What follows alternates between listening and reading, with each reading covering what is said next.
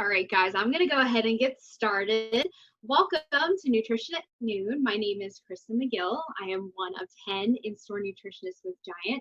And today we're going to be talking about mood boosting foods, which is super relevant to what's going on right now. And I don't know about you all, but I need all the help I can get in this department.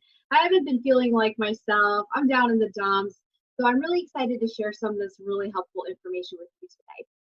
If this is your first time joining us, we're so happy you could be here today. If this is your 15th time joining us, likewise, we're still happy you could be here. We have 15 minutes together. The first 10 minutes, we'll talk about tips and strategies on how to get in those mood boosting foods. And then we'll have 5 minutes of real-time Q&A. So send me your questions and I will try to get to all of them by the time our session is over. Your microphones and your cameras have been disabled, so you don't need to worry about any background noises or distractions going on. So when we are talking about these mood boosting foods, I like to tell people to keep an open mind. We don't want to put too much weight or too much focus on a particular food or food group.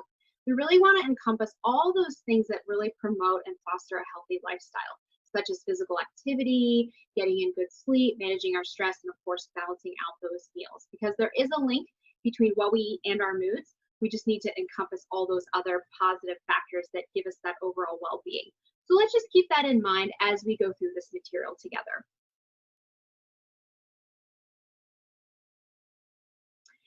So I want to talk about some things that influence our moods.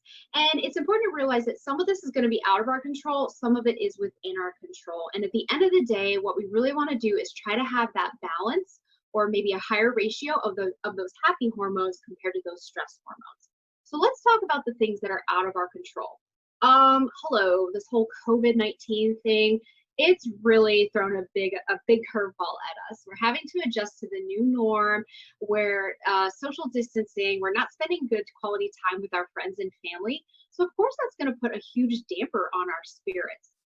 The other thing is you might have heard of something called seasonal affective disorder, which we often hear that around the winter months because we're cooped up inside, we're not spending time outdoors. But even though it's springtime and the sun is shining and the days are warmer, it's almost as if we're still living as if it's still seasonal affective disorder time just because of all the time that we're spending indoors. So that's something that we can't really control. Now, the good news is there are some things that we can control. So the first one being stress. And we've already had some really great information from other nutritionists on our team on how to cope with stress that we're facing right now. So if you missed those webinars, don't worry about it. You can always head to our website and you can watch the archived versions and get caught up that way. We also have heard from other nutritionists on ways to get into physical activity without a gym, so at-home exercises. That's really, really helpful. So we can definitely control that. The other thing we can control is what we're eating. So of course, if we're not eating balanced meals, we're not getting in consistency, that might actually spill over into our sleep cycle. We might not be getting in good quality sleep. We wake up really tired and irritable, and the cycle repeats itself. So I always tell people, focus on the things that you can control, and let's not focus on the things we can't control because we're all facing the same thing. These are definitely hard times. We're in this together, but let's band together and focus on the things that we have control over. At the end of the day, we know that those stress hormones are going to naturally build. It's just part of life. It's part of being human. What we want to focus on is counterbalancing that with those happy hormones. And by those, I mean things like serotonin, oxytocin, and endorphins. So the first thing that we're going to tell you to do if you want to incorporate some more mood boosting foods is follow the MyPlate recommendations.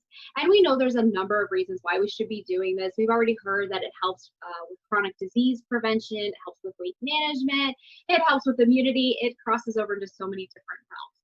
But I want to talk about some nutrients that we often don't hear about and how they relate to our moods. And these nutrients are going to be vitamin C, tryptophan, which is actually an amino acid. So it's neither a vitamin nor a mineral, but it's a very essential amino acid, magnesium, and folate. So I'll show you how these are all kind of interconnected in terms of our mood. So we know with the MyPlate recommendations, we should be filling up half our plate with that produce. And that's going to give us a really great dose of that vitamin C. Now, the unique thing with this is vitamin C works in partnership with tryptophan, which is that amino acid that actually helps produce serotonin, that happy neurotransmitter in our brain. So the more vitamin C, the more tryptophan can do its job and make that serotonin for us. Now, if you've heard that word tryptophan and you're thinking, I hear that a lot around Thanksgiving. Isn't that what's in turkey? And doesn't that make me tired? Well, I have good news for you. It's not going to make you tired. And just to kind of debunk that whole myth, the reason why we feel so tired after we've eaten the Thanksgiving meal is because we've just eaten a large meal. So all the blood is rushing to our stomach for digestion. But in terms of the produce, you don't have to worry about that making you tired. In fact, it might have the opposite effect. You might feel that boost of energy. So one of the most common places to find tryptophan are in some of our favorite fruits and vegetables like bananas, asparagus, and dates. So keep that in mind next time you're getting in your produce. All right, the other two nutrients I want to talk about are magnesium and folate, which we don't hear a whole lot about. So we find magnesium in things like dark green leafy vegetables, our nuts and seeds and legumes, and even dark chocolate, which is great news for my dark chocolate lovers out there. So research has suggested there's a relationship between magnesium and combating signs and symptoms of depression. Now, it's important to realize that the research is only suggestive of that relationship. Nothing has been conclusive, but it is really interesting to know that science is already trying to connect certain nutrients with combating some of those depressive symptoms that we may face. So that's good news all around. The other nutrient I want to talk about is folate, another thing we don't hear too much about. And like magnesium, it's found in dark green leafy vegetables. You can also find it in citrus fruits and fortified breads and cereals. And just like magnesium, folate has also been linked to help combat signs and symptoms of depression. So of course, low folate diets have actually been noted to almost exacerbate signs and symptoms of depression. So regardless, at the end of the day, whether research has been able to prove it effective or not, it just goes to show the importance of making sure that we're following the MyPlate recommendations for many reasons, but most importantly, so that we are maximizing that potential to get in those mood boosting foods. All right, so next I want to talk about vitamin D, otherwise known as the sunshine vitamin, and that's exactly what it does. It is made most naturally when our skin is exposed to sunlight. And I don't want to talk too much about this because I do know we're going to have a future webinar on the importance of vitamin D, but just know that the general population is deficient in this vitamin just because of several reasons. One, depends on the melanin or the pigmentation of your skin. So the darker you are, the longer sun exposure you need. We hear things all the time about getting out of the sun rays because the UV rays are bad for us. And then we also have to take into consideration where we fall geographically in the world. The sun rays are not as intense here in the greater Washington, D.C. area as they might be down in the Florida Keys. So most of the time, because of the general population is deficient in vitamin D, we just have to fall back and rely on dietary sources to meet those needs. Good news is you have quite a bit to choose from. So the first category I would recommend is seeking out the dairy products that are just rich in calcium and vitamin D. So things like milk and yogurt and cheese and cottage cheese. Now, if you're somebody where dairy doesn't agree with you, or maybe you just don't like it, you can always look to plant-based sources instead. So for instance, soy milk has been fortified with calcium and vitamin D. And I know there's certain varieties of almond milk that have been fortified with the same. If you're somebody where you like those good heart-healthy fish, the fatty fish like we say, so things like tuna and salmon, those are a really great source of vitamin D. And if you don't mind canned salmon with the soft edible bones, more power to you because you're getting in a great source of vitamin D. Next, I want to talk about omega-3s because we usually hear this term when it comes to heart health, and that is absolutely true. They're really wonderful essential fatty acids to promote cardiovascular health, but research has actually been trying to link omega-3s and how they help with our moods, and the theory behind that is they cross over into our brain, and they help modulate and facilitate the synthesis of those happy neurotransmitters. So really, they're just helping to store up all those happy hormones that we need. And remember, omega-3s are anti-inflammatory. So when you think about it, when stress builds up, that actually starts to promote inflammation, but this gives omega-3s that opportunity to come in and do what they do best and fight inflammation. So this is really great news to keep in consideration. And just like those vitamin D rich foods, you can find a lot of those omega-3 rich foods in your fatty fish like tuna and salmon and mackerel. If you're somebody where you don't like seafood, or maybe you follow a plant-based lifestyle, no worries. You can still get plenty of omega-3s from plant sources such as walnuts and flaxseed or chia seeds. And if you're wondering how to incorporate those, a lot of people like to put flaxseed in their oatmeal and smoothies. And as I had mentioned with the whole plant-based milk alternatives, that whole industry has just exploded in recent years, you're actually able to find quite a bit that have been fortified that are non-dairy. So Ripple pea milk is a really great example of this. It's plant-based, but it has the exact same amount of protein as regular cow's milk, and it too has been fortified with calcium, vitamin D, and those omega-3s. So if you're seeing something here that you haven't tried before, you're curious about, go for it. Now's the perfect time to try something new. Or you can find some creative ways on how to incorporate some of these ingredients into your daily meal plan. Of course, we can't forget about our good old friend exercise, because we hear that exercise releases those endorphins, and that is absolutely true. This is just something that naturally happens when we exercise. We feel good, we feel confident, we feel like we got something accomplished.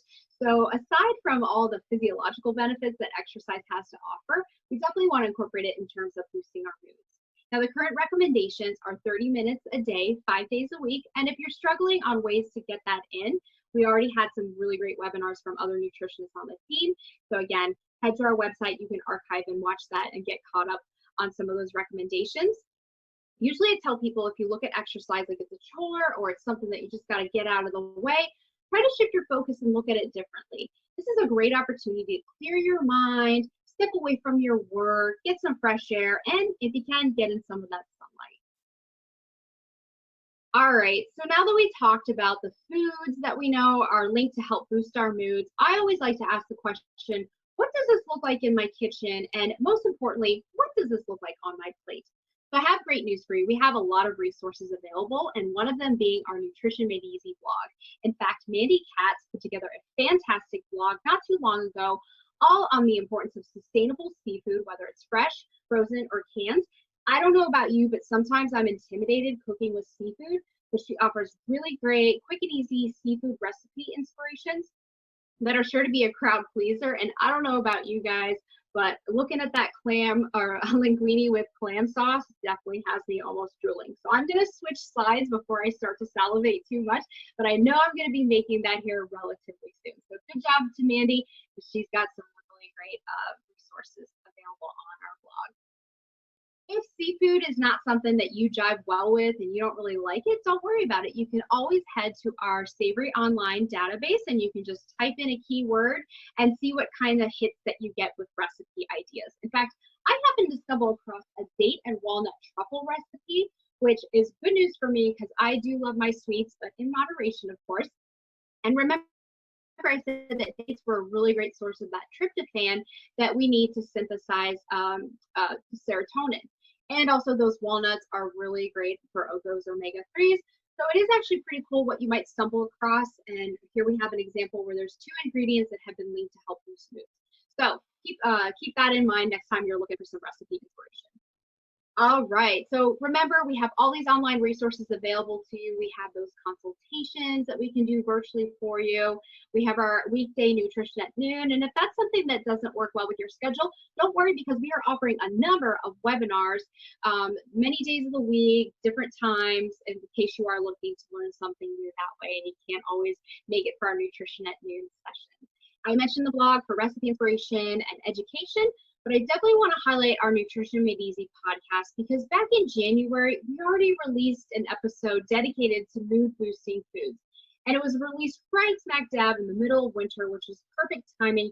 But I personally think there's no better time than right now to listen to something like that. And we have a really great guest speaker. She's a clinical psychologist who can speak more to the mental health component of that. And of course, you hear more from the in-store nutritionist on what we can fill our baskets with to help boost our moods. All that and more available at giantfood.com/nutrition. All right, guys, that is about all the time that I have. And I do want to get to some questions because I know last time I ran very short on time. So let me just pull this up here real fast. All right. So first question here, you mentioned dark chocolate having magnesium. How much is too much? Okay, so I know I'm speaking to a fellow dark chocolate lover. You're in good company. So my answer would be, remember at the beginning I said that we don't want to put too much focus or too much weight on a particular food group or food item. We really want to encompass all those healthy lifestyle factors. But if something like a piece of dark chocolate is your afternoon treat and makes you feel good, go for it. It really is all about aiming for that balance, if that makes sense. All right, next question. Are there any foods I should avoid that worsen my moods? Oh, that's a really good question. And I didn't talk about that during the presentation. So there are some foods that have been linked to promote inflammation. And we don't want that because that's going to just cause a buildup of those stress hormones. So things like refined sugars and processed ingredients and things that are really high in saturated fat promote inflammation. And from a health stance, we really should be avoiding those types of foods anyway, and really only consuming them in moderation. So, of course, as that pertains to our moods, we definitely want to keep that over, carry that over, and yeah, make sure that we're following the MyPlate recommendations as much as possible. Okay, I think according to my time, I have one last question. All right, I've never done yoga before. What would you recommend? Okay, so I would say, yeah, go for it. I mean, we've had all kinds of really great tips on getting in that physical activity. I think yoga is a really great solution, especially if you're doing the stretching, because that's going to help keep your muscles metabolically active, aka that just means you're burning calories. And of course, if you're doing a type of yoga that focuses on relaxation, then all the better. I typically like to go outside, go for a run. That's just how I like to kind of clear my mind and get into physical activity, but everybody's different. If you do have other questions or concerns, I would just recommend that you speak to your medical health provider. Okay, guys, that's all the time that I have for you today. I'm so glad that you guys joined me. Hopefully this helped lift your spirits a little bit. I know it did for me. And again, we look forward to seeing you every single weekday at our Nutrition at Noon series. And in the meantime, you guys stay happy, stay healthy, and we'll see you all tomorrow. Bye, guys.